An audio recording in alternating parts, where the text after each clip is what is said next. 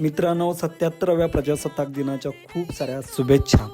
प्रजासत्ताक दिन म्हणजे आपलं संविधान अंमलात आलं आणि आपणाला माणूस म्हणून जगण्याचं स्वातंत्र्य लाभलं. हे जे स्वातंत्र्य मिळालेलं आहे ते फुकटात मिळालेलं नाही.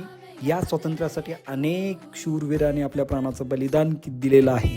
या शूरवीरांना स्मरण करण्याचा दिवस आहे, स्मरण करण्याचा हा दिवस आहे. आणि या शूरवीरांचं जे बलिदान आहे ते बलिदान वाया जाता कामा नये. त्याच्यासाठी मी माझी कर्तव्य आणि जबाबदाऱ्या प्रामाणिकपणे पूर्ण करण्याचा प्रयत्न करेन. ही भावना प्रत्येकाच्या मनामध्ये आली पाहिजे.